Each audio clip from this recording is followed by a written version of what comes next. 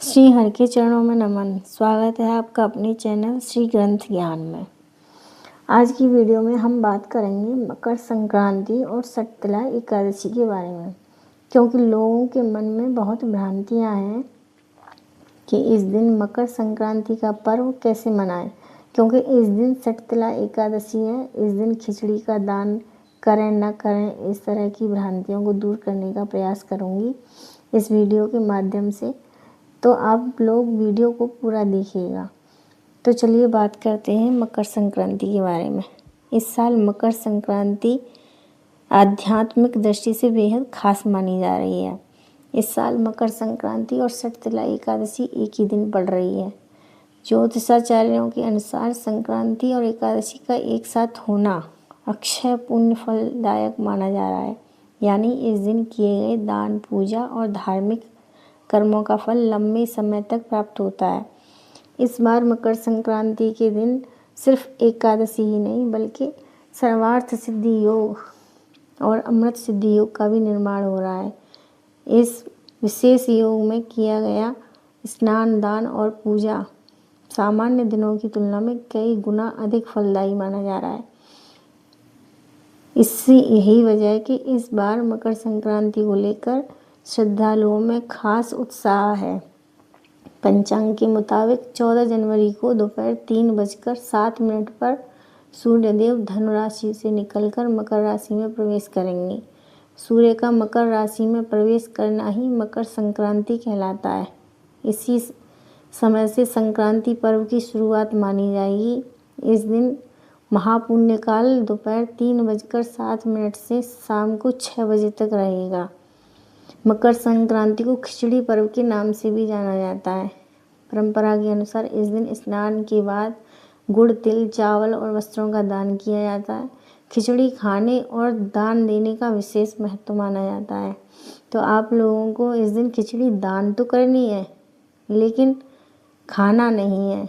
हालांकि इस वर्ष सटतला एकादशी का संयोग होने के कारण विद्वानों ने 14 जनवरी के बजाय 15 जनवरी को द्वादशी को खिचड़ी पर्व मनाने की सलाह दी गई है। तो आप लोगों को खिचड़ी 15 जनवरी को बनानी है और खानी है द्वादशी वाले दिन।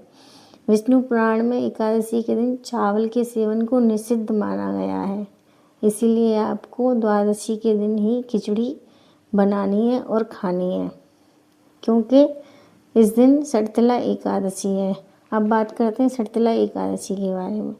वैदिक पंचांग के अनुसार सटतला एकादशी तिथि का आरंभ 13 जनवरी 2026 को दोपहर 3:17 से होगा और इसका समापन 14 जनवरी 2026 को शाम 5:52 पर होगा। हिंदू धर्म के अनुसार उदया तिथि को मान्यता दी जाती है, इसलिए सटतला एकादशी का व्रत 14 जनवरी बुधवार को रखा जाएगा। सटतला एकादशी का नाम ही इससे विशेष महत्व को प्रकट करता है। सट अर्थात 6 और तिला अर्थात तिल। इस दिन तिल का 6 प्रकार से प्रयोग करने का विधान है। शास्त्रों के अनुसार तिल भगवान विष्णु को अत्यंत प्रिय है और इनका उपयोग करने से दरिद्रता का नाश, पापों का क्षय तथा सुख समृद्धि की प्राप्ति होती है। पुराणों में वर्णन मिलता है कि जो व्यक्ति इस दिन श्रद्धापूर्वक व्रत रखता है, तिल का दान करता है और तिल श्री हरि का स्मरण करता है, उसके पूर्व जन्मों के दोष भी समाप्त हो जाते हैं। सटतला एकादशी मन, वचन और कर्म तीनों स्तरों पर शुद्धि का पर्व है। धर्म ग्रंथों में सटतला एकादशी पर तिल के 6 प्रयोग बताए गए हैं, जिनका पालन करने से व्रत पूर्ण फलदायी माना जाता है। पहला, तिल मिश्रित जल से स्नान। तिल मिश्रित जल से स्नान करने से शारीरिक और मानसिक शुद्धि होती है। फिर तिल का उबटन लगाना, यह शरीर को पवित्र करता है और नकारात्मकता को दूर करता है। हवन में तिल का प्रयोग, अग्नि में तिल अर्पित करने से देवताओं की कृपा प्राप्त होती है। तिल से तर्पण करना, पितरों को तिल युक्त जल अर्पित करने से पितृदोष शांत होता है। भोजन में तिल का सेवन करना, तिल युक्त भोजन प्रसाद रूप में ग्रहण करना शुभ माना जाता है। और तिल का दान, अपनी सामर्थ्य के अनुसार तिल का दान करना चाहिए। अब बात आते हैं मकर संक्रांति और सटतला एकादशी दोनों एक ही दिन पड़ रही हैं, तो इस दिन आपको क्या करना है, आपको शाम को 3 बजे से 5 बजे के बीच में जो संक्रांति काल बताया गया है उसमें आपको अन्नदान, तिलदान, गुड़दान, सारे दान आप कर सकते हो, चावल दान, खिचड़ी दान भी कर सकते हो, लेकिन आप खा नहीं सकते। आपको खाना है 15 जनवरी को खिचड़ी बनानी है और खिचड़ी खानी है। तो आप लोगों को ये काम 15 जनवरी को करना है। इस दिन आप लोग खिचड़ी, चावल, तिल, गुड़, अन्नदान आदि कर सकते हैं और खिचड़ी पर्व आपको 15 तारीख को ही मनाना है।